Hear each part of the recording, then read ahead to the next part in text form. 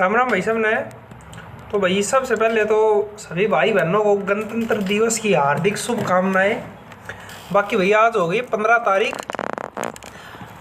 और भाई कल मैंने आपको कौन सी शिफ्ट की करवाए थे 5 अक्टूबर 2021 के पहली शिफ्ट के क्वेश्चन कराए थे। मैंने 22 क्वेश्चन तक कराए थे कि 3 क्वेश्चन मैं नहीं करवा पाया था।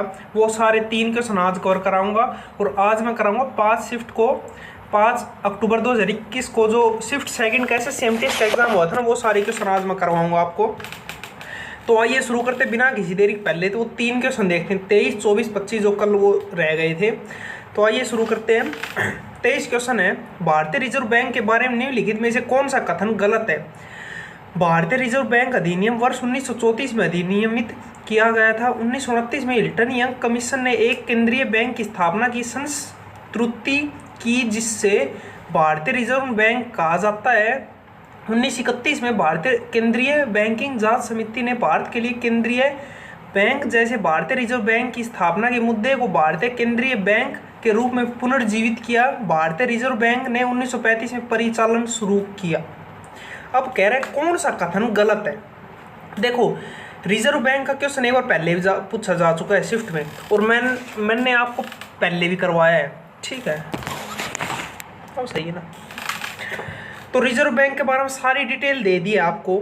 सबसे पहले 4 ऑप्शन देखेंगे। पहला ऑप्शन क्या कह रहा है, पहला ऑप्शन कह रहा है भारतीय रिजर्व बैंक अधिनियम वर्ष 1934 में अधिनियमित किया गया। जी हाँ ये सही है। कह रहा है भारतीय रिजर्व बैंक एक्ट कब का है, एक्ट है 1934 का, लेकिन अगली साल स्थापना हुई थी 1935 को, 1 अप्रैल 1935 को स्थापना हुई थी 1934 के एक्ट से। तो कह रहा है एक्ट कब का है, 1934 का है। बात सही है। राष्ट्रीयकरण कब हुआ, 1 जनवरी 1949।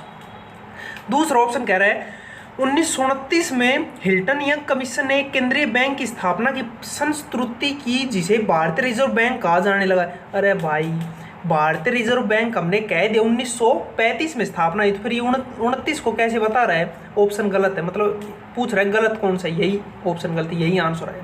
तीसरा ऑप्शन क्या कह रहा है, 1931 में भारतीय केंद्रीय बैंक जांच समिति ने भारत के लिए केंद्रीय बैंक जैसे भारतीय रिजर्व बैंक की स्थापना के मुद्दे को भारतीय केंद्रीय bank central bank of India के रूप में पुनर्जीवित किया। जी हाँ 1931 में क्या किया था, जो बैंकिंग जांच समिति है ना उसने इसको पुनर्जीवित किया था, ठीक है 1931 में। चौथा ऑप्शन क्या कह रहे हैं, भारतीय रिजर्व बैंक ने 1935 में परिचालन शुरू किया। कह रहा है कब शुरू हुआ, 1935 में शुरू हुआ। भाई क्या कोई दिक्कत, सारा और भाई इसके गवर्नर वगैरह जो कुछ भी इससे क्वेश्चन बढ़ते आरबीआई में सारे करवा चुका हूँ आपको पिछले वीडियो। चलिए नेक्स्ट क्वेश्चन पर। नेक्स्ट क्वेश्चन है भाई, खालिस्तान अरुणाचल प्रदेश की गालो जनजाति का एक त्योहार, ऐसा त्योहार है जिसे प्रतिवर्ष अप्रैल में मनाया जाता है। मेदम में फी, ढोल जात्रा, अली आई लिगांग, मोपिन। अब सुनो मेरी बात। पहला ऑप्शन है मेदम में फी। इस त्योहार भाई साहब यह त्योहार कौन मनाता है, यह त्योहार मनाया जाता है अहोम धर्म द्वारा। किसके द्वारा, अहोम धर्म द्वारा मनाया जाता है। कब मनाया जाता है, 31 जनवरी को मनाया जाता है। क्या नाम है, मे दम मे फी। इस त्योहार से सिर्फ 2 चीजें याद कर लो, अहोम धर्म मनाता है और 31 जनवरी को मनाता है। 31 जनवरी महात्मा गांधी की डेथ जो एनिवर्सरी होती है, डेथ बरसी बोले तो कब मनाते, 31 जनवरी को ही मनाते हैं। 31 जनवरी को महात्मा गांधी की डेथ हुई थी।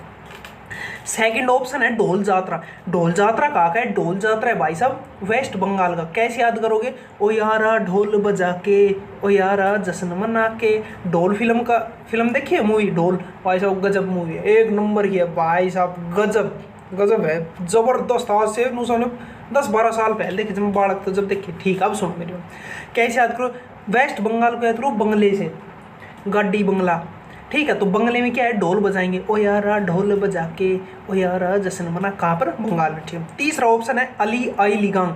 यह कहाँ का है, अली आई लिगांग यह है भाई साहब असम का त्यौहार। असम का त्यौहार कौन सा है, अली आई लिगांग। कौन सी जनजाति मनाती, यह मनाती मिसिंग जनजाति। पूछ लेगा मिसिंग जनजाति किस राज्य की है, असम की है। कौन सा, अली आई लिगांग, ठीक है। चौथा ऑप्शन है मोपिन। मोपिन कहाँ का है, मोपिन है अरुणाचल प्रदेश का। कैसे याद करो, देखो मेरा नाम है तरुण, अरुणाचल को याद करो अरुण और अचल। अरुण बोले तो तरुण और अचल, अचल कौन है, अचल मेरी घरवाली है। मतलब अरे कुछ याद करने का तरीका है, मेरी कोई घरवाली नहीं है, याद कर। देखो मोपिन, पिन भाई मेरा बटन टूट गया, मैं कहूँगा पिन लगा दे। मैं कहूँगा पिन लगा दे, फिर वो आएगी ऐसे ऐसे ऐसे ऐसे पिन लगाएगी, फिर मैं देखो वो समझ गए होंगे रोमांटिक आते हैं ना, रील्स आती रहती है ऐसे, फिर 2-4 नो देखूँगा, फिर करूँगा आज चुप गया। समझ भाई साहब, याद करने का तरीका सीधी सी बात। अब आँख बंद करो। मेदम मेफी कहाँ का है? मेदम मेफी है भाई साहब, अहोम धर्म मनाते 31 जनवरी को मनाता है। ढोल जात्रा है वेस्ट बंगाल का। हाँ बस 25 नंबर क्वेश्चन है। प्लासी के युद्ध के बाद बंगाल का नवाब डैश को बनाया गया? अलीवर्दी खान, मीर कासिम, सिराजुद्दौला, मीर जाफर। अब सुनो मेरी बात, प्लासी के युद्ध से जो जो क्वेश्चन बन सकते हैं ना, सारे डाउट क्लियर करा दूंगा अगली 2 मिनट में। सुनो मेरी बात। पहली बात है, प्लासी का युद्ध कब हुआ था? तारीख है 23 जून 1757। रट लियो, कुछ कर लियो, ये तारीख किसी भी हाल में याद होनी चाहिए।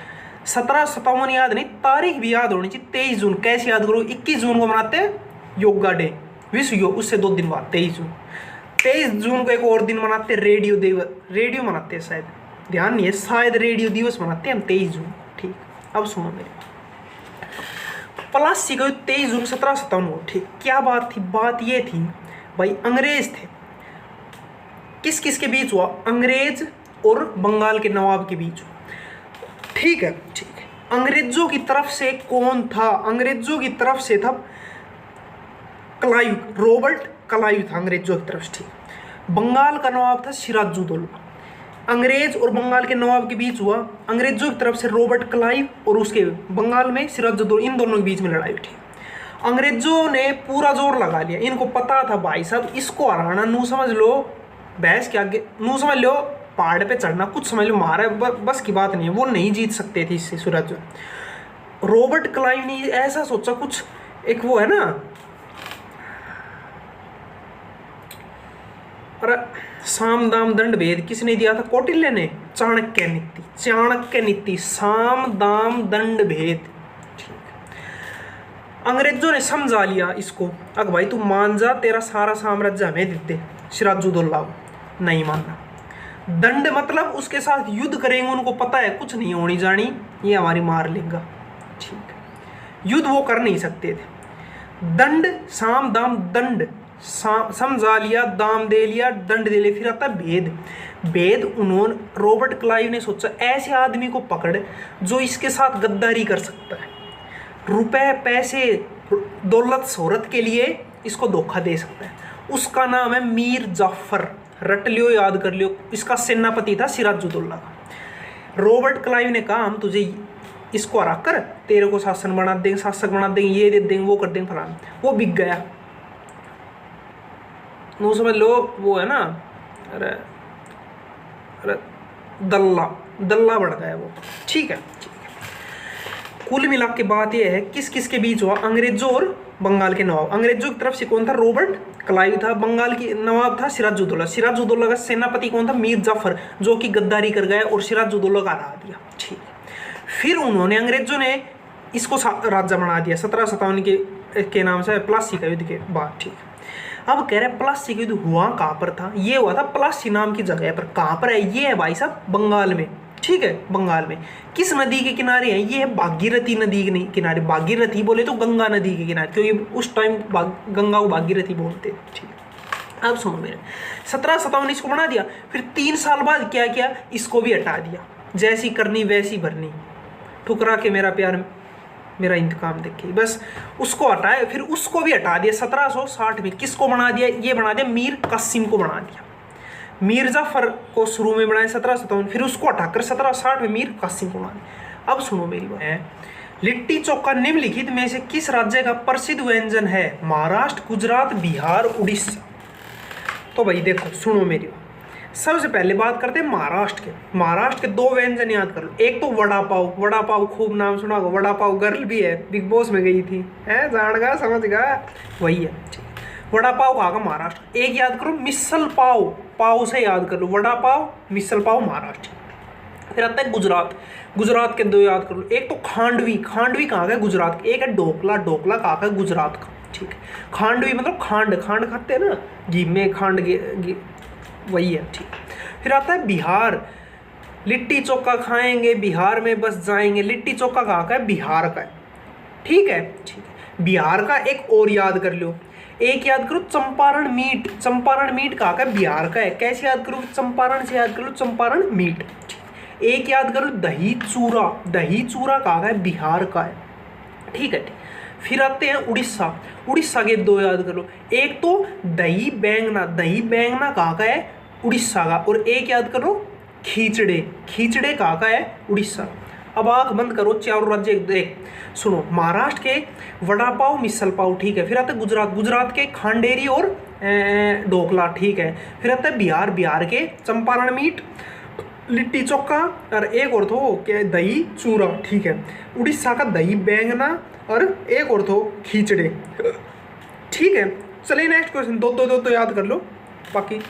चलिए 3 नंबर, 22 जुलाई 2020 को किसे अंतर्राष्ट्रीय रेलवे सुरक्षा मंच के उपाध्यक्ष के रूप में नामित किया गया था?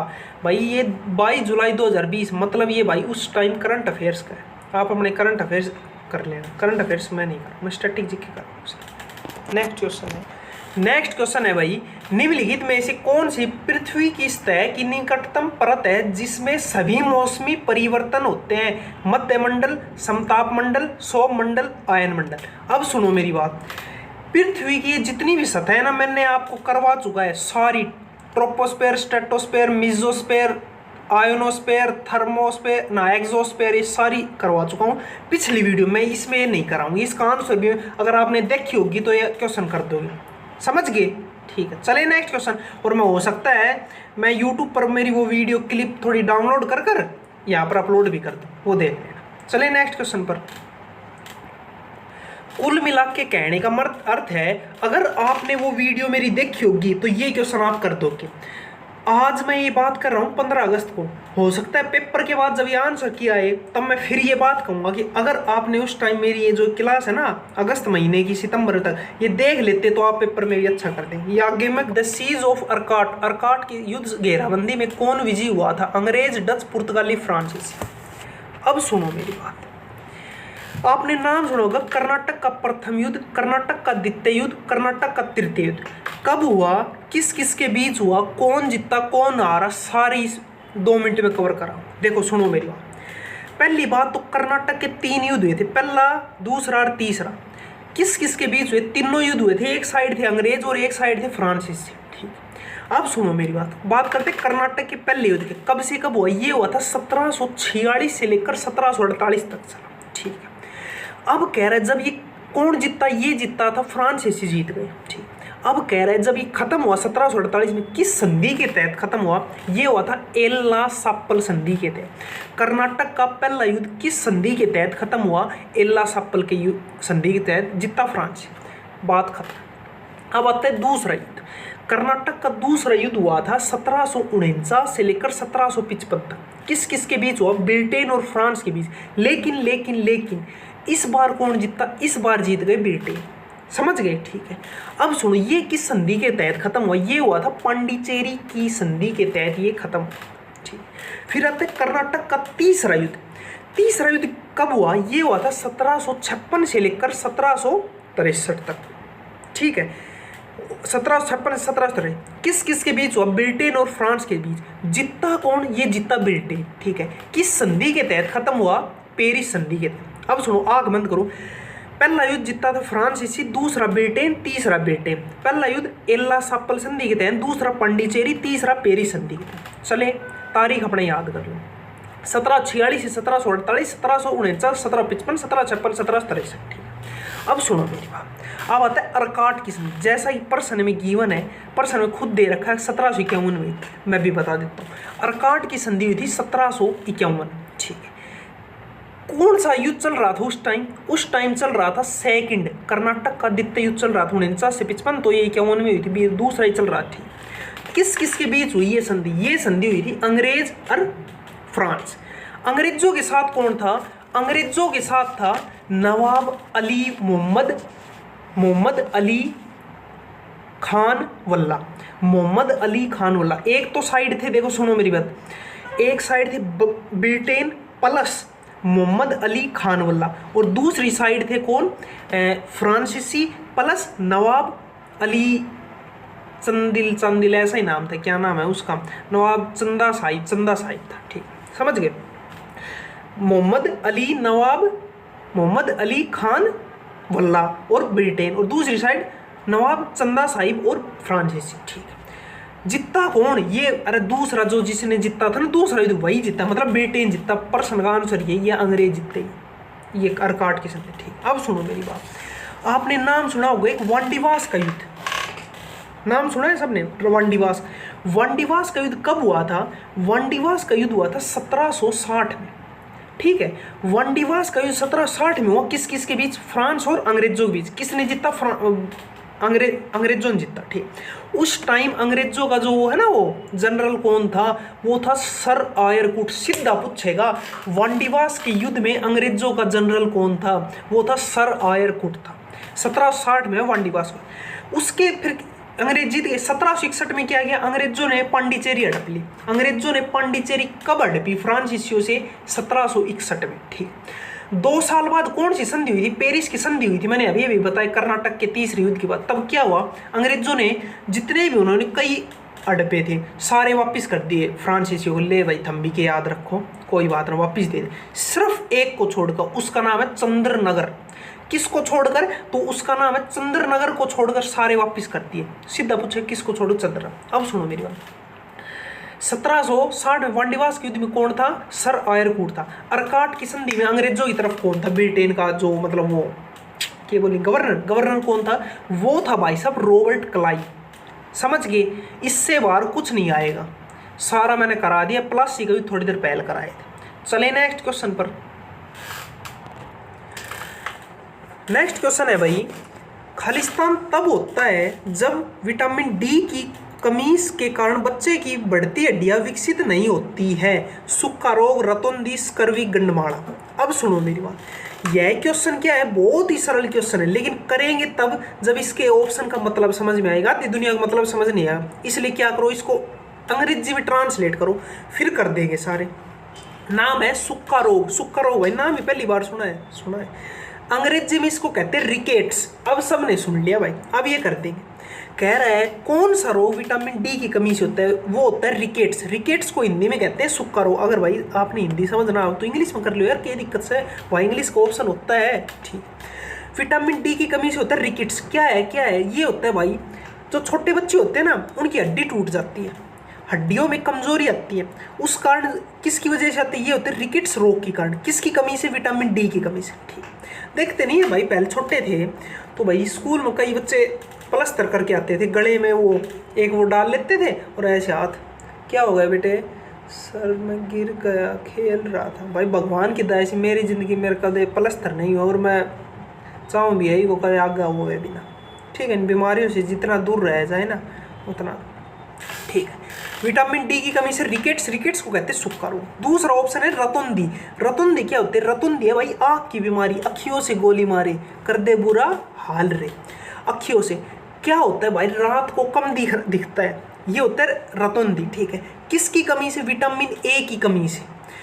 रतौंधी रोग किसकी कमी से होता है? ये होता है विटामिन ए की कमी से होता है। ठीक, अब सुनो, एक और रोग होता है, एक है मोतियाबिंद। सीधा पूछेगा, पूछा हुआ है, मोतियाबिंद रोग तो मतलब शरीर के किस भाग से संबंधित है? ये है आँख से। आँख, मोतियाबिंद आँख में होता है, बीमारी है। एक है ग्लूकोमा। ग्लूकोमा कहाँ की बीमारी है? आँखों की बीमारी। आँख की 3 बीमारी याद कर लो, एक तो रतौंधी रात को कम दिखना, एक होता है ग्लूकोमा, और एक रतौंधी, ग्लूकोमा, मोतियाबिंद। ठीक है, तीसरा ऑप्शन है स्कर्वी। स्कर्वी सारी दुनिया में विटामिन एस, स्कर्वी सी, विटामिन सी की कमी से होता है स्कर्वी। क्या होता है स्कर्वी? स्कर्वी होता क्या है? ये होता है भाई साहब मसूड़ों में कमजोरी आ जाती है। मसूड़े होते हैं ना, उनमें कमजोरी आ जाती है। ठीक है, त्वचा रोग जो भी है, कई रोग से कई प्रकार का है। तो ठीक है, विटामिन सी की कमी से स्कर्वी। चौथा ऑप्शन गंडमाड़ा। आप कहोगे ये नाम कैसा गंडमाड़ा? मैंने तो पहली बार सुना है। इसका नाम इंग्लिश में नाम बता दूं, इसका इंग्लिश में नाम है गोइटर रोग। अब बता देंगे सारे। गोइटर रोग, ये रोग होता है गंडमाड़ा आयोडीन की कमी से। समझ गए? समझ गए। हाँ, कहाँ पर होता है ये? गले में एक वो होता है थायराइड ग्लैंड। हिंदी में ग्लैंड को क्या बोलते हैं भाई? पता नहीं क्या बोल, जो भी। थायराइड ग्लैंड होता है गले में, उसमें सूजन आ जाता है, गला में सूजन आ जाता है, रोटी नहीं खाई जाती फिर। ठीक है, वो होता है क्या नाम है इसका? गंडमाड़ा, गोइटर। समझ गए। चलिए नेक्स्ट क्वेश्चन, चार भी मारती, चारों को चमत्कार करते हैं। चेराव नृत्य किस राज्य का एक पारंपरिक नृत्य रूप है? मिजोरम, अरुणाचल प्रदेश, सिक्किम, असम। अब सुनो मेरी बात, आज मैं चारों राज्यों के दो दो याद कराऊंगा, धीरे धीरे सारे याद कर। सबसे पहला ऑप्शन है मिजोरम, मिजोरम के दो याद कर लो। एक है चेराव, चेराव इस क्वेश्चन का आंसर यही आएगा। एक याद करो खानटम, मिजोरम के दो याद करो, चेराव और खानटम। कैसे याद करो? चेराव, चेराव में राव आ रहा है, राव, राव साहब कहते हैं यादव को, हीरो को राव साहब, राव साहब यादव ब्रांड नाम भी है ना। मारने की बात करे तेरे यार के छोरा राव साहब के, मजाक थोड़ी, मैं भी राव साहब, ठीक है यादव। अब सुनो, मतलब मिजोरम कहाँ पर है? सुनो मेरी बात, इंडिया के मैप में देखो मिजोरम कहाँ पर है। मिजोरम में भाई साहब बहुत दूर, देख बंगाल से भी दूर, मतलब एक होता है नाग, मणि और मिजो। मिजो मतलब सबसे नीचे नीचे, मतलब बहुत ही दूर, नो समझ लो सबसे ही दूर है मिजोरम, भारत के उस कोने में सबसे नीचे और सबसे दूर। मतलब राव साहब तेरी पूछ से बहुत दूर है, बहुत दूर है राव साहब। चेराव, चेराव देखो, चेराव, राव मतलब राव साहब, राव दूर है मतलब मिजोरम सबसे दूर है। तो एक है खानटम, खानटम से याद करो खान, खान बोलते हो SR के शाहरुख खान, शाहरुख खान भी तेरी पहुंच से बहुत दूर है। शाहरुख खान से मिल लेगा, रिश्ते तेरे चाचा लग गए हैं, चाचा लग गए है कि फिर वो भी भाई साहब बहुत दूर है, जन्म में नहीं मिलना उससे, ठीक है। वही बात है चेराव और खानटम। दूसरा ऑप्शन है अरुणाचल प्रदेश, अरुणाचल प्रदेश के दो याद करो, एक याद करो मुखोटा, एक याद करो युद्ध नृत्य। कैसे याद करोगे? मेरा नाम है तरुण, अरुणाचल, अरुण और अराचल, तरुण अराचल। आचल कौन है? मेरी प्रेमिका है, ठीक है, याद करने के लिए। कैसे याद करोगे? हम दोनों घर से भागने का प्लान बना रहे हैं, तो क्या करेंगे? अब वैसे तो जाएंगे नहीं, चल भाई भाग के चले, आज चल चल भाग, नहीं चले, कैसे करेंगे? मुखोटा, मास्क लगाएंगे फिर भागेंगे, मैं भी लगाऊंगा और वो भी लगाई फिर भागेंगे। मतलब कुल मिला के क्या है, मुखोटा, मुखोटा कौन बांधेगा? मैं अरुणाचल बांधेगा, मतलब अरुणाचल, ठीक। दूसरा क्या है? युद्ध। अगर मान लो बाई चांस हम पकड़े गए, वैसे मैं बहुत दिमाग वाला लड़का हूँ, मैं बिल्कुल नहीं पकड़ा जाऊंगा, मान लो पकड़ा गया तो क्या करूँ? दूंगा युद्ध का हो जाएगा भाई साहब, गजब, दुनिया का आग लगा दूँ जब कोई बीच में आ गया तो। वही है अरुणाचल, अचल के लिए मैं दुनिया को आग लगा दूँ। याद करने का तरीका कैसे? देखो अरुणाचल का मुखोटा नृत्य है अरुणाचल, युद्ध नृत्य है अरुणाचल, ठीक। तीसरा ऑप्शन है सिक्किम, सिक्किम के भी दो याद कर लो, एक तो ओ तेरे संग यार, संगनी, संगनी, संगनी, संगनी, ओ तेरे संग यारा कुछ रंग बहारा, मैं रात दीवानी तो नजर, संगनी, तेरे संग यारा, सिक्किम। एक और याद करो, एक क्या है? तामांग सेल्लो, तामांग सेल्लो। कैसे याद होगा? नहीं होगा, 5 बार याद कर लो, आंख बंद करो और तामांग सेल्लो, तामांग सेल्लो, तामांग सेल्लो, तामांग सेल्लो, तामांग सेल्लो, सिक्किम, हो गया याद, संगनी, सिक्किम। चौथा ऑप्शन है असम, असम के दो याद कर लो, बिहू और बिहुआ, अलग अलग है, बिहू अलग है, बिहुआ। अब हो गया रे, सारी दुनिया में पतो है, मैंने पतो है, सारी दुनिया में पतो है, मैंने पतो है, सारी दुनिया में पतो है। भाई साहब असम के कम से कम 15 डांस है, सारे याद कर दूँ धीरे धीरे, आज 2 करा दिए, धीरे धीरे सारे याद कराते। अब आँख बंद करो, मिजोरम, चेराव, राव साहब बहुत दूर है, खानटम, खान भी बहुत दूर है, अरुणाचल युद्ध कर दूंगा, युद्ध, युद्ध नृत्य है, और एक मुखोटा नृत्य है अरुणाचल, ठीक है। फिर आता है कौन सा ऑप्शन था? ऑप्शन ही भाई मुझे ध्यान नहीं है, सिक्किम, सिक्किम का संगनी और तेरे संग यारा और तमांग सेल्लो, ठीक है। और क्या नाम है? असम, बिहू और बिहुआ। चलिए नेक्स्ट क्वेश्चन पर।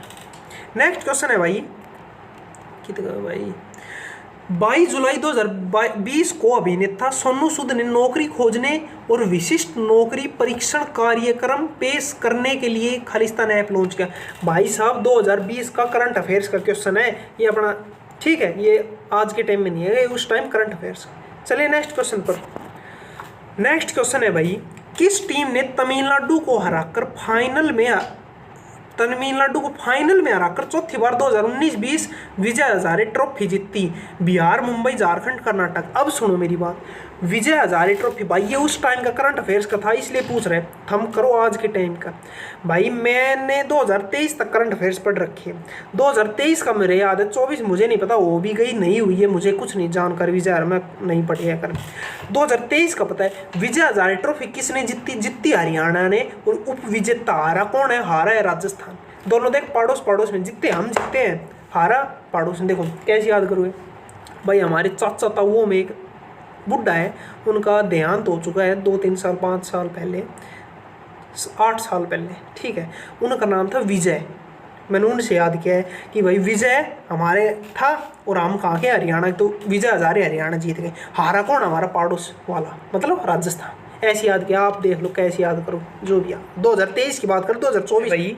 निम्नलिखित में से कौन सा दुनिया का तीसरा सबसे ऊंचा पर्वत है? एवरेस्ट, अन्नपूर्णा, कंचनजंगा, केटू। भाई साहब बहुत सरल है, बिल्कुल थोड़ा बहुत। अब सुनो मेरी बात, काम की बात। सबसे पहले बात करते हैं दुनिया का सबसे ऊंची चोटी, माउंट एवरेस्ट। बच्चे बच्चे को भी पता है हाइट कितनी, 8,848, ये भी बच्चे बच्चे को पता है। कहाँ पर है? नेपाल। नेपाल में नाम क्या है? सागरमाथा। बस अब बात करते हैं दुनिया की दूसरी सबसे ऊंची चोटी कौन सी? दूसरी सबसे ऊंची चोटी है केटू। केटू बोले तो गोल्डविन ऑस्टिन। कहाँ पर है? POK, पाकिस्तान ऑक्युपाइड कश्मीर में, ऊपर ऊपर भारत के। समझ गए? समझ गए। अब सुनो, दूसरी दुनिया की सबसे ऊंची चोटी, इसकी हाइट कितनी? इसकी है 8,848, 8,611, 8611 है इसकी। केटू की कितनी है? 8611। बात करते तीसरी, दुनिया की तीसरी सबसे ऊंची चोटी, वह कौन सी? वह है कंचनजंगा। कंचनजंगा कहाँ पर है? ये है सिक्किम में। इसकी हाइट कितनी है? इसकी हाइट है 8586, बोले तो 8,586। ठीक। बात करते फिर एक ऑप्शन है अन्नपूर्णा। अन्नपूर्णा कहाँ पर है? इसका भाई कोई नामो निशान नहीं है। चौथी नहीं, पांचवी नहीं, छठी नहीं, सातवीं नहीं, आठवीं नहीं, नौवीं नहीं। दुनिया की 10वीं सबसे ऊंची चोटी कौन सी? वो है अन्नपूर्णा। समझ गए? कहाँ पर है? ये नेपाल में। इसकी हाइट कितनी? इसकी हाइट है 8,091 मीटर, दुनिया की 10वीं। ठीक। अब सुनो चढ़ाई के बारे में। माउंट एवरेस्ट पर दुनिया का मतलब सबसे पहली बार चढ़ाई कब हुई थी? वो हुई थी 1953 में। ठीक है। एक साल बाद 1954 में क्या हुआ? दूसरी सबसे ऊंची चोटी बोले तो केटू पर। केटू पर सब पहली बार चढ़ाई कब हुई? 1954 में।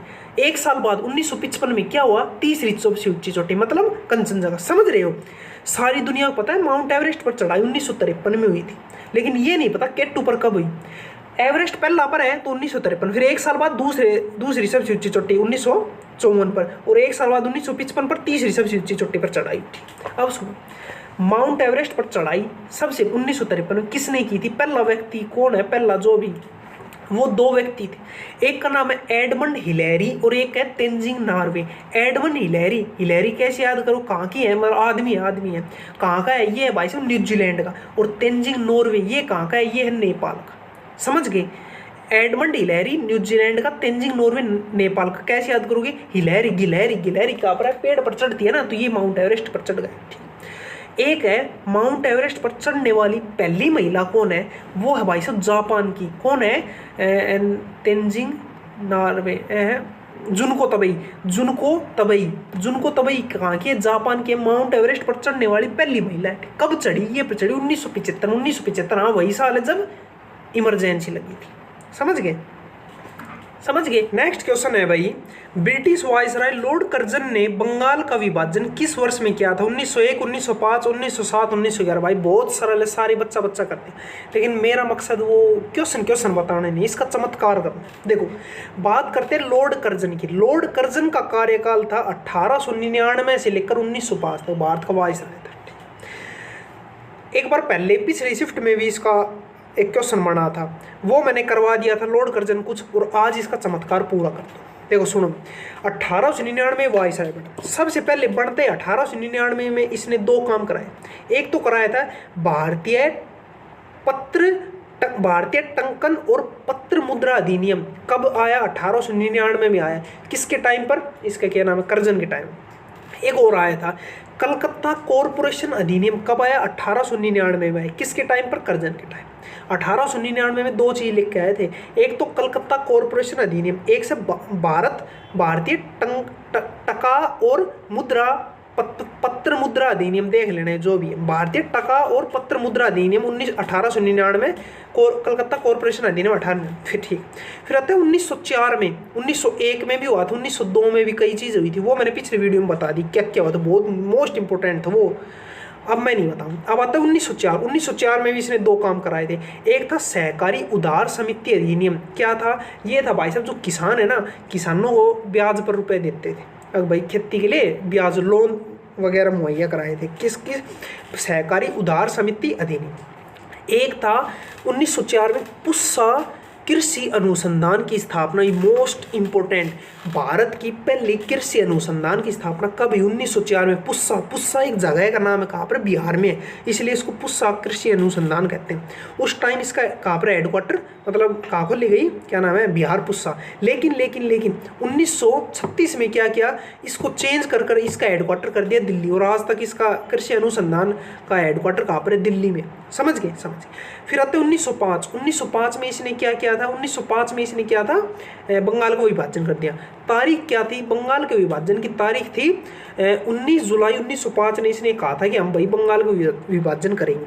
अब सुनो, यह घोषणा कहाँ पर की गई? यह घोषणा की गई थी शिमला में। मोस्ट इंपोर्टेंट, सीधा पूछेगा निम्नलिखित में से किस शहर में बंगाल विभाजन की घोषणा की गई? शिमला में। ठीक, 2 भाग में और डिवाइड हुआ कब? ये हुआ था 16 अक्टूबर 1905 में। घोषणा हुई 19 जुलाई को, विभाजन हुआ 16 अक्टूबर 1905। ठीक, एक पूर्वी बंगाल, एक पश्चिम बंगाल।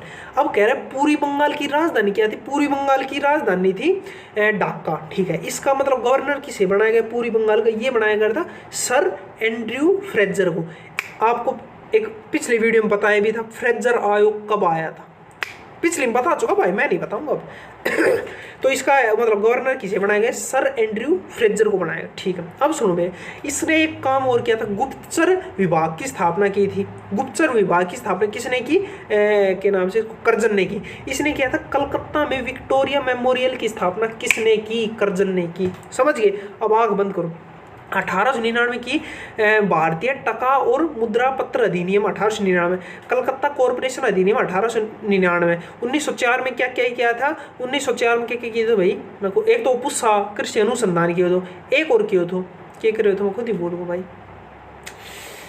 अरे यार करे तो भारतीय पुरातत्व विभाग की स्थापना। हाँ, भारतीय पुरातत्व विभाग की स्थापना की थी। इसके तहत जो भी मतलब प्राचीन जो है ना, मतलब वो बिल्डिंग वगैरह जो भी उनका देख रेख, उनके लिए ये मोस्ट इंपोर्टेंट। भारतीय पुरातत्व विभाग की स्थापना 1904 में। 1905 में बंगाल विभाजन ही हो गया, और गुप्तचर विभाग की स्थापना इसने की, और कलकत्ता का विक्टोरिया मेमोरियल भी इसी ने बनवाया। चले नेक्स्ट क्वेश्चन पर। नेक्स्ट क्वेश्चन है भाई, भारत के राष्ट्रीय अभिलेखागार की स्थापना किस वर्ष की गई थी? 1891, 1835, 1830, 1840। अब सुनो मेरी बात, यह क्वेश्चन सेम, ये क्वेश्चन 2 नवंबर 2021 की शिफ्ट पहले में कराए, जाके देख लो। ये ऑप्शन कुल मिला के एक सीख मिल रही है कि अगर किसी शिफ्ट में कोई क्वेश्चन आया है ना, तो वो क्वेश्चन फिर रिपीट हो सकता है। इससे ये सीख मिल रही है। तो क्या करो, जब भी आपका एग्जाम हो ना, तो क्या करो, जो यूट्यूब पर एनालिसिस करवाते हैं बड़े बड़े जो और भी है, अगर भाई माइक ले लिख कर जाते हैं भाई क्या क्वेश्चन आए, वो ज़रूर देखा करो, ज़रूर छपते हैं ये क्वेश्चन, देख लो। अभी इसी से ये क्वेश्चन मैं करवा चुका हूँ, अब आके जाके। नेक्स्ट क्वेश्चन है भाई, ओवी एक विशिष्ट प्रकार का लोकगीत है जो महिलाओं के मायके और ससुराल का क्या है ये वर्णन करने वाले दोहों से बना होता है, और सामूहिक रूप से पारंपरिक गीतों के साथ साथ गांव की महिलाओं द्वारा गाया जाता है। यह किस राज्य से संबंधित? कुल मिला के बात यह है, ओवी लोकगीत किस राज्य का? ऑप्शन है गोवा, महाराष्ट्र, असम, मिजोरम। अब सुनो मेरी बात, सारों के मैं दो याद कराऊँ, कराने की जिम्मेदारी है। महाराष्ट्र के 2 याद कर लो, ये इसका आंसर आएगा महाराष्ट्र। महाराष्ट्र के 2 याद कर लो, एक तो ओवी, एक याद कर लो गोंधर। ओवी लोकगीत कहाँ का है? 4 बार याद कर लो, महाराष्ट्र हो जाएगा। गोंधर, गोंधर कैसे याद कर लोगे? गदर, गदर मूवी किसकी है? क्या नाम से? सन्नी देओल की है। सन्नी देओल कहाँ रहता है? जो बॉलीवुड वाले, वो मुंबई में रहते हैं। मुंबई कहाँ पर? महाराष्ट्र में ही है। गोंधर, गदर, गदर कहाँ पर? मुंबई, महाराष्ट्र। समझ गए? महाराष्ट्र के ओवी और गोंधर। गोवा के 2 याद कर लो, एक तो मंडोक और एक मांडो। मांडो गोवा में एक नदी है मांडवी, उससे याद कर लो, मंडोक, मांडो। मांडो मांडवी नदी पर एक वो है जलप्रपात, कौन सा है? दूध सागर, याद कर लो। ठीक है, फिर आता है असम। असम का याद कर लो, बिहू और बिहू लोकगीत, और एक वो है टोकरी, तेरी टोकरी का छणक पानी है रे मर जानी गाना है। सुनो कैसे याद करोगे? अब होगा यार बिहू तो डांस है भाई साहब, बन गया है क्वेश्चन। SSC CHSL 2023 में क्वेश्चन पूछा गया है, निम्नलिखित में से कौन सा एक डांस भी है और लोकगीत भी है? ऑप्शन था बिहू और 3 ऑप्शन और थे। कौन सा है, मतलब कहने का अर्थ है बिहू है ना, बिहू एक डांस भी है और एक लोकगीत भी है। भाई रट लो, ये क्वेश्चन पूछा गया है एसएससी ने, ठीक है। तो असम के टोकरी लोकगीत और बिहू। अब आता है नागमणि मिजोरम का क्या है, मिजोरम का है बाब हवा हला और बाव हला और क्या नाम है, अरे यार दा हला, बाव हला और दा हला, हला हला हला हला, समझ गया ना, समझ। अब आग बंद करो। गोवा के भाई मंडो और मंडो, महाराष्ट्र के टोकरी नहीं गोंदर, अरे वो ओवी, और असम के टोकरी और बिहू और के नाम नागमणि मिजोरम के बाव हला और दार हला। चले नेक्स्ट क्वेश्चन पर। नेक्स्ट क्वेश्चन है भाई, निम्नलिखित में से किस उपकरण का उपयोग विद्युत प्रवाह के मापने के लिए किया जाता है, सदिष्ट धारा हो या प्रत्यावर्ती धारा, पायरोमीटर, वाटमीटर, हाइग्रोमीटर, एममीटर। अब सुनो मेरी बात, इंस्ट्रूमेंट से पूछ रहे हैं। पहला ऑप्शन है पायरोमीटर। पायरोमीटर किसके लिए यूज होता है, पायरोमीटर यूज होता है भाई साहब टेम्परेचर मापने, टेम्परेचर नहीं बहुत हाई टेम्परेचर, मतलब 1000 डिग्री सेल्सियस, 2000, 5000 उनके लिए किया जाता है पायरोमीटर का यूज, ठीक है, समझ गए। किसके लिए, टेम्परेचर, वो भी हाई टेम्परेचर। दूसरा ऑप्शन है वाट मीटर। वाट मीटर आ रहा है वाट, ये होता है किसके लिए, ये होता है इलेक्ट्रिक पावर मेजर करने के लिए। वाट पावर की ऐसा यूनिट वाट ही तो होती है, उससे यार इलेक्ट्रिक पावर को यूज कर मतलब मापने के लिए वाट मीटर।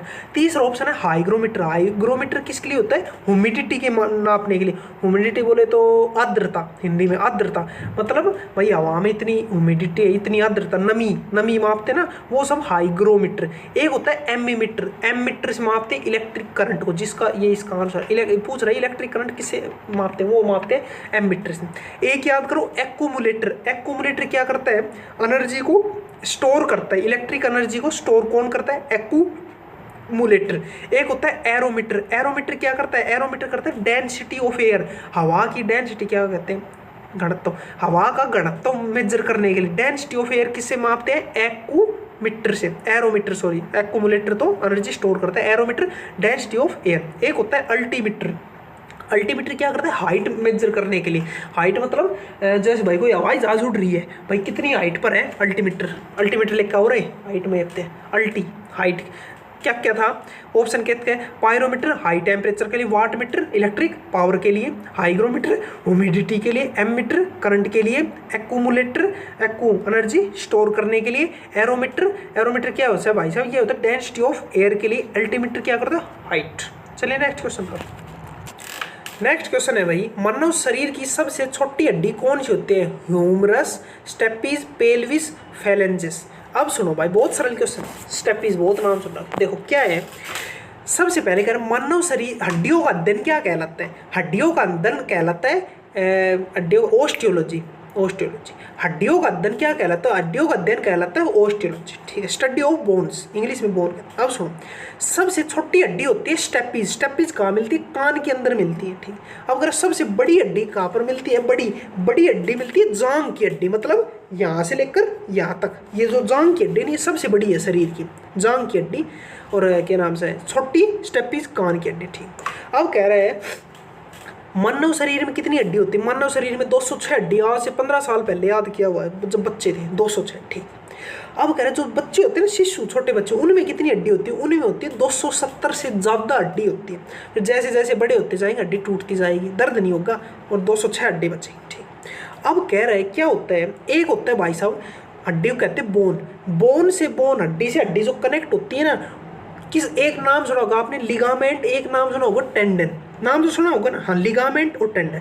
लिगामेंट क्या होता है, जब दो हड्डी बोन और बोन जुड़ती है ना, तो किससे जुड़ती है, वो जुड़ती है लिगामेंट से। और एक होता है बोन और मसल बोले तो मांसपेशी नाम सुना होगा ना, हाँ, बोन और मसल किससे जुड़ती है, वो जुड़ती है टेंडन से, ठीक। एक बोन दो प्रकार की होती है, एक होती है एक्सियल बोन, एक होता है अपेंडिकुलर बोन दो प्रकार, एक्सियल और अपेंडिकुलर। अब सुनो, काम की बात है, मैं फालतू नहीं बता रहा, काम की बताऊं।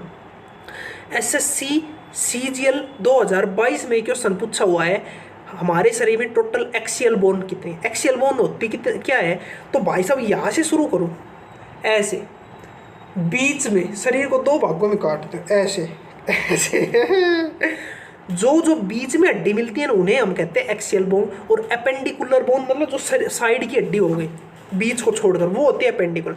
तो बीच में कितनी हड्डी होती है? बीच में हड्डी होती है 80 हड्डी। सीधा पूछा है एक्सियल बोन कितनी है? 80 है। ठीक, अब सुनो मेरी बात। ठीक है, अब कह रहे हैं बच गई कितनी? टोटल 206 थी, 206 में 80 घटा दो, टोटल 126 हड्डी क्या है? एपेंडिकुलर हड्डी है, टोटल 126। ठीक है, अब सुनो मेरी बात। ठीक है, अब कह रहे हैं एक होती है अपनी खोपड़ी, खोपड़ी में कितनी हड्डी है? खोपड़ी में टोटल 29 हड्डी है अपनी। ठीक है, अब कह रहे कान में कितनी हड्डी है? कान में हड्डी होती है 3 इस कान में और 3 इस कान में, टोटल 6 हड्डी होती है कान। ठीक, अब कह रहे एक ये हड्डी है, देख ये दिख गए, ये यहाँ से पतली जो लड़कियाँ होती है ना, पतली पतली गोरी चिट्टी दूध वर्गी, दूध की मलाई वर्गी, उनके दिखती है ये हड्डी। ठीक है, उनमें तो इस हड्डी क्या कहते हैं? इस हड्डी को कहते हैं ब्यूटी बोन। ब्यूटी बोन, इसका नाम क्या है? क्लेविकल हड्डी बोन, क्लेविकल, और इसे हम कहते हैं ब्यूटी बोन। ब्यूटी बोन किसे कहते हैं? निम्नलिखित में से किस हड्डी को ब्यूटी बोन कहते हैं? वो कहते हैं क्लेविकल बोन को। एक होता है पसली, हमारे शरीर में कितनी पसली है? वो है 12 जोड़ी पसली, ये यहाँ से शुरू हो जाती है, हाथ लगाओ देख, कीरा कीरा। तो टोटल कितनी पसली है? टोटल 12 जोड़ी पसली है। चलिए नेक्स्ट क्वेश्चन पर। नेक्स्ट क्वेश्चन है भाई, जुलाई 2021 तक प्राप्त जानकारी के अनुसार अंतर्राष्ट्रीय मुद्रा कोष के मुख्य अर्थशास्त्री का नाम क्या था? भाई साहब ये उस टाइम का करंट अफेयर्स का क्वेश्चन था, जुलाई 2021 का। ठीक है, चलिए नेक्स्ट क्वेश्चन। नेक्स्ट क्वेश्चन है, सेम पुस्तक के लेखक कौन है? ये है रूड, ये भी उस टाइम का करंट अफेयर्स, उस टाइम ये किताब आई थी, मैंने सर्च मारा है, तो उस टाइम का ये करंट अफेयर्स का क्वेश्चन।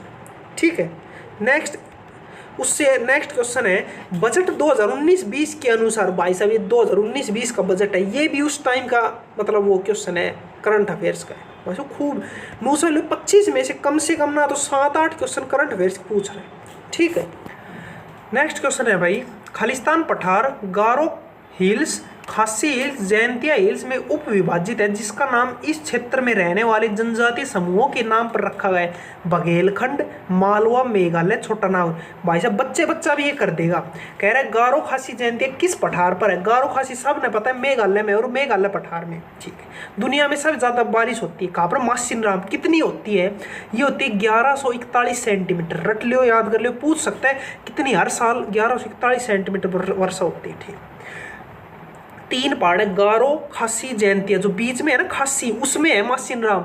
गारो इस साइड है, फिर बीच में है खासी। सीधा पूछेगा करम ऑर्डर कौन सी कहाँ पर? बीच में गारो, खासी, जैंतिया। खासी में है मासिन राम। ठीक, अब सुनो मेरी बात। एक ऑप्शन है इसमें मेघालय, मेघालय आपको बता दिया मासिन राम, इससे ज्यादा क्वेश्चन। एक नाम है मालवा का पठार। मालवा का पठार कहाँ पर है? मालवा का पठार कहाँ पर है? मालवा का पठार है मध्य प्रदेश। ठीक है, इसके पूर्व में है वो बुंदेलखंड, और इसके नॉर्थ और वेस्ट, नॉर्थ वेस्ट में इसके अरावली। ठीक है, एक नाम सुना होगा KBC, के से केन, बी से बेतवा, सी से चंबल। यमुना की 3 सहायक नदियां कौन कौन सी है? KBC। कौन बनेगा करोड़पति? के से केन, बी से कैसे है? केन ब्यास, केन ब्यास, बेतवा, सॉरी बेतवा, और सी से चंबल।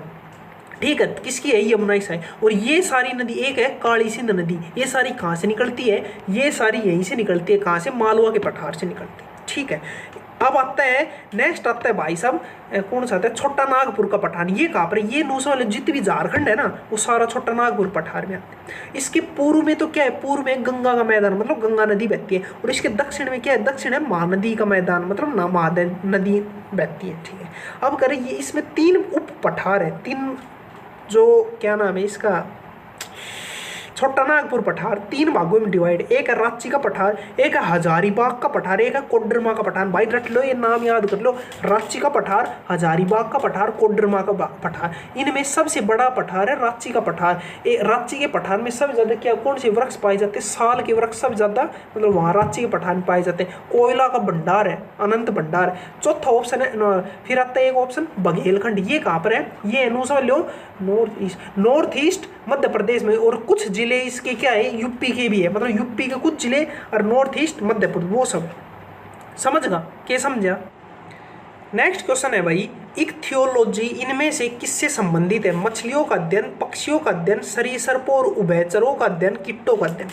भाई साहब ये 1 वर्ड सब्स्टिट्यूशन है। स्टडी ऑफ फलाना स्टडी ऑफ, ये इंग्लिश का है ब्लैक बुक। मैंने ब्लैक बुक में भी देखा भाई, कोई और भी था ना, बता दी फिर वहाँ छोड़ यार, दुनिया भर का है ब्लैक बुक में तो यार, मेरे पास ब्लैक बुक भी है वो रखी, ठीक है, दुनिया भर छोड़ यार। अब सुनो, एक ऑप्शन है पक्षियों का अध्ययन, पक्षियों स्टडी ऑफ बर्ड्स क्या कहलाता है, ये कहलाता है ornithology, ornithology study of birds. एक सरीसृपों मतलब रेप्टाइल्स का अध्ययन, स्टडी ऑफ रेप्टाइल्स, जो मतलब ऐसे ऐसे चलते हैं, सांप हो गए, कुछ नेवला हो गया, मगरमच्छ हो गया, उनका अध्ययन क्या कहलाता है, उनका अध्ययन कहलाता है herpetology, study of reptiles, herpetology. तीसरा ऑप्शन है कीटों का अध्ययन, कीटों का अध्ययन क्या कहलाता है, इंसेक्ट, स्टडी ऑफ इंसेक्ट। ये होता है एंटोमोलॉजी। कैसे याद करो, कीट, की टे आ गया, और एंटोमोलॉजी को हिंदी में लिखो एन टो, टे आ गया, टे से कीट, टे से एंटोमोलॉजी, ऐसे याद। एक है मछलियों का अध्ययन, भाई ये याद कर लो, ये होता है इक्थियोलॉजी। अब सुनो मेरी बात, आप किसी को नहीं पता मछलियों का अध्ययन अध्ययन किसे कहते हैं, लेकिन ऑप्शन देख कर तो कर सका था, ये क्वेश्चन कर सका था ना ऑप्शन देख कर, बाकी तो यही था। चलिए नेक्स्ट क्वेश्चन पर, चारों बता दी था ना। नेक्स्ट क्वेश्चन है भाई, पूजा ढांडा को 2019 का अर्जुन पुरस्कार किस खेल के लिए दिया गया, कुश्ती, टेनिस, एथलेटिक्स, मुक्केबाजी। भाई ये सब 2019 का करंट अफेयर्स का क्वेश्चन। चलिए नेक्स्ट क्वेश्चन। नेक्स्ट क्वेश्चन है भाई, हड्डी के घनत्व और सामर्थ्य के ह्रास को क्या कहा जाता है, फ्रैक्चर, फाइब्रस डिस्प्लेसिया, ऑस्टियोपोरोसिस, एक्रोमीगली। अब सुनो मेरी बात, एक ऑप्शन है फ्रैक्चर। फ्रैक्चर क्या होता है भाई, हड्डी फ्रैक्चर होगी मतलब हड्डी टूट गई। अरे कह रहा है हड्डे के घनत्व, डेंसिटी और सामर्थ्य के हास मतलब कमी, मतलब कमजोर होना, उसको क्या कहते हैं, तो फ्रैक्चर होना। फ्रैक्चर मतलब फ्रैक्चर का अर्थ होता है टूट जाना, टूटी थोड़ी हड्डी कमजोर हुई है। दूसरा ऑप्शन है फाइब्रस डिस्प्लेसिया। ये क्या होता है, ये होता है भाई साहब हड्डी है, ये मेरी हड्डी हाथ की, यहाँ से लेकर याद, डिस्प्लेस हो जानी मतलब सरक जानी, मतलब अब नॉर्मल ग्रोथ हो जानी, हड्डी बढ़ जानी, बढ़ गई हड्डी, या फिर हड्डी सूज जानी, मोटी है। डिस्प्लेस कोई चीज़ भैया ऐसे रखी है, ये पेन है, ये रखा है यहाँ पर, ये डिस्प्लेस कब होगा, जब ये या तो कुछ मोटा हो जाए, जब थोड़ा हाल जाएगा मतलब हिलेगा, या फिर बड़ा होगा तभी, मतलब डिस्प्लेस में फाइब्रस डिस्प्लेसिया क्या होता है, हड्डी का या तो बड़ा हो जाना या फिर सूज जाना, स्वेलन, सूज जाना, ठीक है। तीसरा ऑप्शन है ऑस्टियोपोरोसिस। ये क्या होता है, ये होता है हड्डी का कमजोर होना, हड्डी कमजोर है भाई साहब, दिन रात लगे रहा, दिन में 4-4 बार ही लगता है हड्डी को। भाई याद कराने का मकसद है भाई, मैंने माफ़ कर दिया यार, गलती है, ठीक, मेरे कुछ और इंटेंशन नहीं छोड़। ऑस्टियोपोरोसिस कैसे है, ऑस्टियोपोरोसिस होता है हड्डी का कमजोर होना। चौथा ऑप्शन है एक्रोमीगेली। एक्रोमीगेली भाई साहब मैं क्रोम पे सर्च मार लिया, मैंने कुछ नहीं मिली इसके बारे में, कुछ नहीं मिलो, बाकी कुछ होगा भाई, मन तो मिलियो नहीं। तीन चीज़ें, तीन डेफिनेशन, फ्रैक्चर तो अलग ही चीज़ नाम में है। एक से फाइब्रो डिस्प्लेसिया, डिस्प्लेसिया मतलब एबनॉर्मल ग्रोथ हो जाना या फिर सूज जाना। एक है ऑस्टियोपोरोसिस मतलब हड्डी का कमजोर हो जाना। चलिए नेक्स्ट क्वेश्चन। नेक्स्ट क्वेश्चन है भाई, भारत के संविधान का कौन सा भाग नागरिकों के कर्तव्यों से संबंधित है, भाग 2, भाग कितना है 10, भाग 3, भाग 4 है। अब सुनिए भाई, बच्चे को पता है, सारी दुनिया करती है, और मैंने आपको सारे करवा भी चुके हैं, सारा तो नहीं करवा, जो करते हैं। भाग 1 मैं बात करता हूँ, भाग 1 कहाँ से कहाँ तक है, भाग 1 से आर्टिकल 1 से लेकर 4 तक क्या बताता है, यह बताता है भारत के बारे में। भाई भारत की सीमा ऐसी होगी, ऐसी होगी, भारत में इतने राज्य हो गए, ये हो गए, नक्शा बताता है, ऐसे याद कर, ठीक। भाग 2 होता है आर्टिकल 5 से लेकर 11 तक, मतलब नागरिकता। ये क्या बताएगा, ये बताएगा नागरिकता, ठीक है। नागरिकता माने मतलब भाई किसको नागरिकता, कौन है भारत का नागरिक, मैं हूँ, मतलब क्या मतलब चाहिए भाई नागरिक बनने के लिए ना,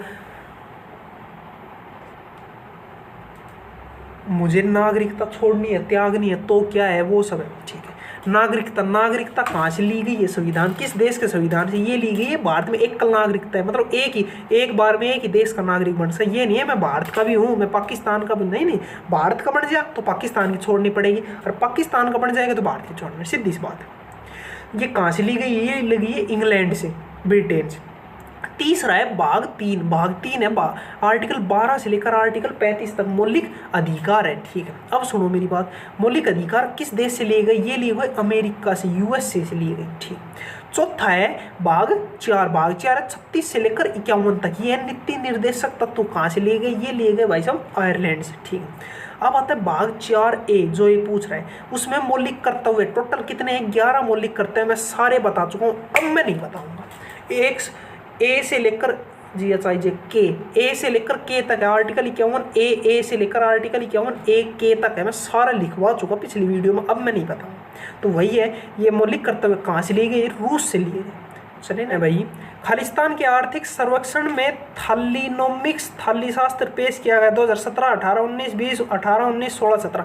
भाई साहब ये उस टाइम का करंट अफेयर्स क्वेश्चन है, 2019-20 का ही, उस टाइम का ही, कुछ लेना देना नहीं। ठीक है, चलिए नेक्स्ट क्वेश्चन पर।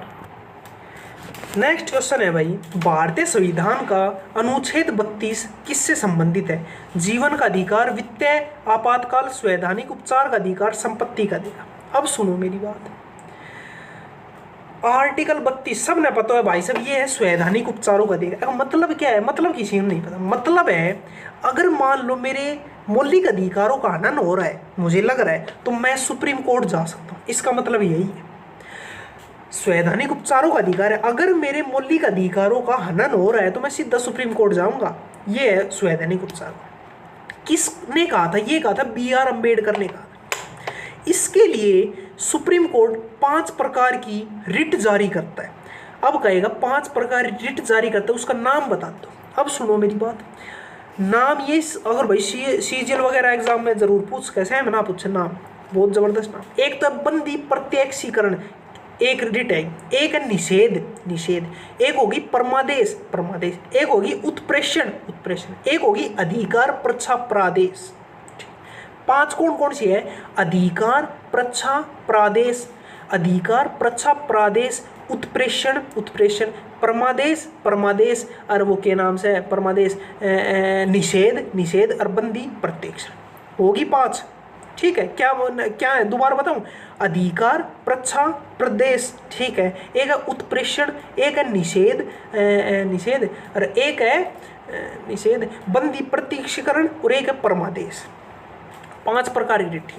अब अगर हाई कोर्ट भी रिट जारी करता है, हाई कोर्ट किस आर्टिकल के तहत रिट जारी करता है? सुप्रीम कोर्ट तो 32 के तहत करता है, हाई कोर्ट करता है 226 के तहत रिट जारी करता है। ठीक है। अब एक ऑप्शन है जीवन का अधिकार, जीने के हैं 4 दिन, ओ जाए जो जाए जवानी फिर ना आए। जीवन का अधिकार, इसका ये आर्टिकल 21। इसका मतलब क्या है? मतलब है भाई साहब मुझे जीने का अधिकार है, कोई मुझसे छीन नहीं सकता, मतलब कोई मुझे मार नहीं सकता। वो अलग है, मार सकता है, लेकिन समझ गया ना कुल मिला, मुझे जीने का अधिकार है, मुझे इस दुनिया में, ये है इस देश में जीने का अधिकार। ये है आर्टिकल 21, मौलिक अधिकार है मेरा। एक ऑप्शन है वित्तीय आपातकाल, पैसों की आपातकाल, आर्टिकल 359। आपातकाल 3 प्रकार के होते हैं, आर्टिकल 353, 352, वित्तीय आपातकाल आर्टिकल 360, भाई सॉरी 352, 356, 360, सॉरी वो है ना, राहुल गांधी का है, वो संसद में करता है, सॉरी आर्टिकल 360। ठीक है भाई, आपातकाल के बारे में आपने मैं सब कुछ एक एक चीज बता चुका। ठीक है। तीसरा ऑप्शन, एक ऑप्शन है संपत्ति का अधिकार। भाई साहब जबरदस्त ऐसी क्वेश्चन बनी, क्या बनेगा? मूल जो संविधान था उसमें संपत्ति का अधिकार किस आर्टिकल में था? उसमें संपत्ति का अधिकार था आर्टिकल 31 और आर्टिकल 19A(F). सीधा पूछेगा, आर्टिकल 19 नहीं, 19 में भी कई प्रकार है, तो 19 में भी article 19A(A), article 19A(B), AC कौन से में? आर्टिकल 19 में। तो आर्टिकल 19F में है संपत्ति का अधिकार, मेरा मौलिक अधिकार। लेकिन क्या हुआ, 44वां संविधान संशोधन 1978 हुआ, उसमें क्या किया, संपत्ति को अधिकार को यहाँ से उठाकर हटा दिया गया। कहाँ लेके गए? पूछेगा कहाँ लेके गए? ये लेके गए आर्टिकल 300A। आज के टाइम पर संपत्ति के अधिकार के लिए आर्टिकल है 300A। अभी हमारा मौलिक अधिकार नहीं हो। भाग कौन सा है? सीधा पूछेगा कौन से भाग में? आर्टिकल 300A भाग 20, टोटल 22 भाग है, तो भाग 20 में भाग 3, मतलब मौलिक अधिकारों से ठक्कर भाग 20 में घेर दिया गया। क्या बात हुई? बात ये हुई संपत्ति का अधिकार, मतलब भाई ये मेरी संपत्ति, प्रॉपर्टी है मेरी, मैं किसी को दूँ नहीं दूँ, भाई मेरे मौलिक अधिकार। ठीक, अच्छी बात है। रोड बनाना है गांव में से, भाई मैं तो नहीं दूंगा, मेरा मौलिक अधिकार सरकार को, सीधी बात है, नहीं दूंगा तो हम हाथ तो लगा के दिखाऊं, मैं सुप्रीम कोर्ट जाऊंगा, मेरे मौलिक अधिकार को हनन हो। इसलिए क्या किया भाई साहब, मतलब भारत के विकास में दिक्कत दे रहा था। कोई कहता सरकार भाई संपत्ति चाहिए सरकार को कुछ बनाने के लिए, हाईवे निकालने के, भाई मेरा मौलिक अधिकार नहीं दूंगा, इसलिए इसको हटाकर, मौलिक अधिकार को हटाकर वहाँ घेर दिया। अब तो तुझे देना पड़ेगा, सरकार चाहेगी तो। ठीक है, ये भाई 25 क्वेश्चन आज करा दिए, 3 कल करा दिए। भाई साहब सुनो मेरी बात, जब ये सीरीज शुरू करी मैं 4-5 वीडियो बना चुको, मेरा लगभग 10-12 सब्सक्राइबर बढ़ गए इस सीरीज के बाद। भाई थारा बहुत बहुत धन्यवाद। और मैं कोशिश करूँगा MTS तक ये ज़्यादा ही ज़्यादा डेली कोशिश करूँगा, डेली एक वीडियो आवे। शनिवार एतवार को वीडियो नहीं आएगी, शनिवार एतवार को नहीं आएगी, ठीक है। कोशिश करूँगा डेली आए। बाकी भाई वीडियो अच्छी लगे लाइक शेयर सब्सक्राइब करो। भाई साहब बहुत मेहनत लगे है, दूसरे पहले 2 घंटा में तो वीडियो शूट करूँ, ठीक है, 1-1.25 घंटा की, ठीक है। खुद एनालिसिस करूँ, कोई क्वेश्चन आ गए ये तो अब सारों के बारे में, चारों ऑप्शन के बारे में जानकारी इकट्ठा उठाऊंगा भाई, वहाँ से इससे ये क्वेश्चन देख लो, खुद सोचो। अब आप सोचता होगा भाई और भी यूट्यूब पे टीचर से भाई के जोर पड़ा है, खूब रुपया कमाए, मैं दिन का एक वीडियो डालते हैं 10-5 हज़ार रुपये कमा लेते हैं। भाई साहब उसका एनालिसिस पता कितना करो, मन पता लग गो, हम एक बार करके देख थाना पता लग जाओ। ऊपर से फिर एडिटिंग करूँ, अब मैं कुछ बोल रहा हूँ तो एक फ़ोटो डाल लो भाई इससे रिलेटेड, फिर देखूँगा भाई हाँ मैं ख़त्म है, फिर उस फोटो को हटाना, फिर दूसरी फ़ोटो ला के डालनी, फिर तीसरी, ये सब भाई सब कई चीज़ है। कोई ना, मैं आजकल पता है छोड़ यार मेरा के देखो भाई, वीडियो अच्छा लगे लाइक शेयर सब्सक्राइब कर दो, ठीक है चले।